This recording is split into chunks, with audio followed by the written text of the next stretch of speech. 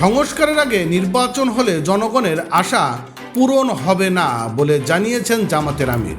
বন্ধুরা, আপনারা জানেন যে আজ যমুনাতে ডক্টর মোহাম্মদ ইউনূসের সঙ্গে জামাতের একটি বৈঠক হয়েছে এবং বৈঠক শেষে ডক্টর মোহাম্মদ ইউনূসকে জামাতের আমির বলেছেন যে আগে সংস্কার পরে নির্বাচন, আর যদি আগে নির্বাচন দিয়ে দেওয়া হয় তাহলে জনগণের আশা পূরণ হবে না। এটা আপনার কাছে কি মনে হয়? বন্ধুরা, আপনারা জানেন যে বাংলাদেশের যিনি সেনাপ্রধান রয়েছেন ডক্টর ওয়াকারুজ্জামান, তিনি একটা বক্তব্য দেওয়ার পর কেন যেন রাজনীতির ভোল পাল্টে গেল। হঠাৎ করে ডক্টর মোহাম্মদ ইউনূস তার যিনি পক্ষ থেকে, বা আমরা দেখেছি যে নাহিদ ইসলাম, তিনি একটা বক্তব্যে বলেছেন যে ডক্টর মোহাম্মদ ইউনূস পদত্যাগ করতে পারেন। হঠাৎ করেই এমন গুঞ্জন শেষে ডক্টর মোহাম্মদ ইউনূস বললেন যে তিনি পদত্যাগ করছেন না, এবং তার এই বক্তব্যের পর বিভিন্ন রাজনৈতিক দলগুলোর সঙ্গে ডক্টর মোহাম্মদ ইউনূসের এখন একটা বৈঠকও শুরু হয়ে গিয়েছে। তো কি বলেছিল সেই সেনাপ্রধান? তিনি বলেছিল যে যত দ্রুত সম্ভব, অর্থাৎ ডিসেম্বরের মধ্যে একটা নির্বাচন দিয়ে দিন, নির্বাচন দিয়ে আপনি আপনার জায়গা থেকে সরে যান এবং গণতান্ত্রিক একটি সরকার বাংলাদেশে পুনঃপ্রতিষ্ঠাতা করুন।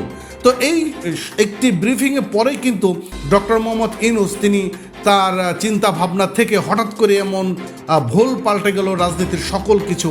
তো মূলত এখানে আসলে কি কি টুইস্ট রয়েছে? বিএনপির সঙ্গে বৈঠক করেছে, জামাতের সঙ্গে বৈঠক করেছে, কিন্তু বিএনপির পক্ষ থেকে বলা হয়েছে যে নির্বাচনের কথা, এবং বিএনপি বলেছে যে যতটুকু সংস্কার করা প্রয়োজন ডিসেম্বরের মধ্যে করেন, বাকি সংস্কার আমাদের রাজনৈতিক দলগুলো এসে করবে। কিন্তু জামাতের আমির পক্ষ থেকে বলেছে যে আগের সংস্কার তারপর নির্বাচন। কি বলছে যুগান্তর পত্রিকায়, চলুন আমরা একটু জেনে আসার চেষ্টা করি। সংস্কারের আগে নির্বাচন হলে তাতে জনগণের আশা পূরণ হবে না বলে জানিয়েছেন প্রধান উপদেষ্টা ডক্টর মোহাম্মদ ইউনূসের সঙ্গে বৈঠক শেষে। এবং শনিবার রাত 9টার দিকে বৈঠক শেষে জামাত ইসলামের আমির শফিকুর রহমান এক ব্রিফিংয়ে কথা বলেছেন। প্রায় 1 ঘন্টা বৈঠক শেষে সাংবাদিকদের সামনে এসে তিনি কথা বলেছেন, অর্থাৎ 1 ঘন্টা যমুনাতে ডক্টর মোহাম্মদ ইউনূসের সঙ্গে জামাতের কথা হয়েছেন, এবং সেখানে ডক্টর মোহাম্মদ ইউনূসকে তিনি বলেছেন যে আগে সংস্কার পরে নির্বাচন, তা না হলে জনগণের আশা পূরণ হবে না। হঠাৎ পাল্টে যাওয়া রাজনৈতিক পরিস্থিতিতে দলগুলোর সঙ্গে বৈঠকে অংশ হিসেবে জামাতের আমিরের সঙ্গে বৈঠকে বসেন মোহাম্মদ ইউনূস, এবং বিএনপির পর শনিবার রাত 8টার দিকে জামাতের 2 নেতার সঙ্গে বৈঠক করেন অন্তর্বর্তীকালীন সরকারের প্রধান, এবং যা শেষ হয় 9টার দিকে।